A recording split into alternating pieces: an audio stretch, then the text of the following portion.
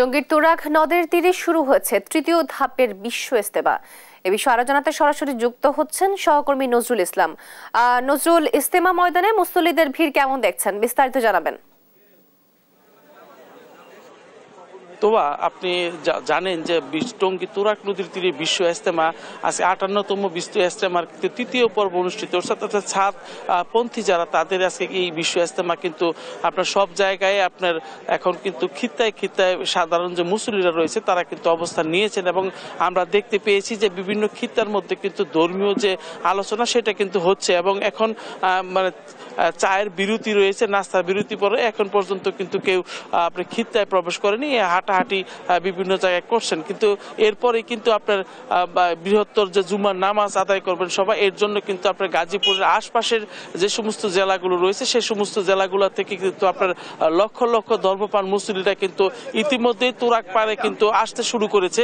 তো আজকে কিন্তু জুমার নামাজ আদায় করবেন সাদের ছেলে এবং সাদের ছেলে ইউসুফ বিন সাদ কিন্তু আপনার জুমার নামাজ আদায় করবেন এবং এই জন্য কিন্তু সকল ধরনের প্রস্তুতি সম্পন্ন হয়েছে। আপনার এখন যদি আমি একটু জিজ্ঞাসা করতে চাই যে বাহিরের একজন মেহমান আছেন, সেখানে উনি এই সম্পর্কে আমাদেরকে একটু জানাবেন।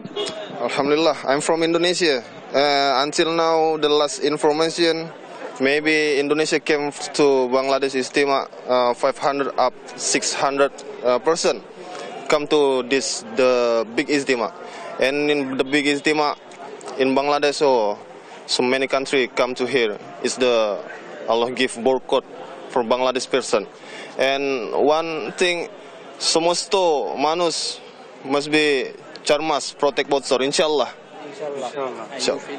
উনি কিন্তু বললেন যে উনি 4 মাসের জন্য অবস্থান নিয়েছেন এবং এখান থেকে কিন্তু গুরুত্বপূর্ণ যে দিক নির্দেশনা আসবে সেই দিক নির্দেশনা নিয়েই কিন্তু ওনারা বেরিয়ে যাবেন। তো আমরা আজকের খবর হলো যে নিরাপত্তার চাদরে কিন্তু ডেকে রাখা হয়েছে সম্পূর্ণ ইজতেমা ময়দানকে। আপনার কয়েক স্তরের নিরাপত্তা আমরা দেখতে পেয়েছি যে সাদা পোশাকে এবং পুলিশের পাশাপাশি সিসিটিভি ওয়াচ টাওয়ার থেকেও কিন্তু প্রত্যেকটি মানুষের গতিবিধি কিন্তু ফলো করা হচ্ছে।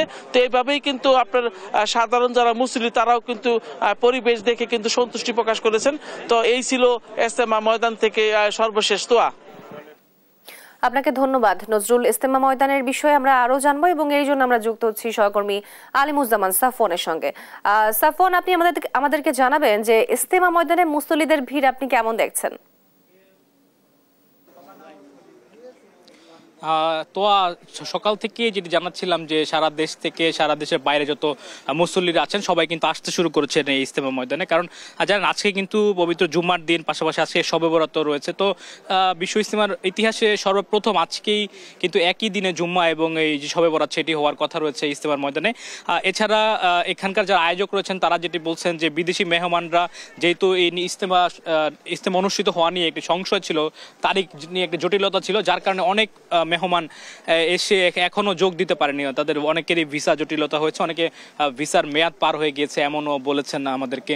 আর আমাদের সহকর্মী নিরাপত্তার বিষয় যেটি জানাচ্ছিল সেটি কিন্তু সর্বোচ্চ নেওয়া হয়েছে এবং মাওলানা সাদ সাহেবের 2 সন্তান আজ সকালে কিন্তু 8:15 তারা এসেছেন এবং আজকে যে জুম্মার নামাজ সেখানে ইমামতি করার কথা রয়েছে মাওলানা সাদ সাহেবের বড় ছেলের। তো এছাড়া আরও যেটি ইসলামতে যেটি কর্মসূচি নেওয়া হয়েছে সেটি হচ্ছে আজকে স্কুল কলেজের শিক্ষক এবং শিক্ষার্থীদের জন্য আলাদা বয়ানের ব্যবস্থা করা হয়েছে।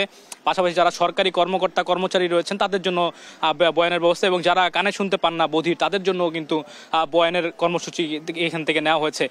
এছাড়া কিন্তু সকাল 10টায় যেটি শুরু হওয়ার কথা হচ্ছে, প্রতিটি খিত্তায় খিত্তায় তালিম হওয়ার কথা রয়েছে। তো সবকিছু মিলিয়ে আসলে দেখতে পাচ্ছি যে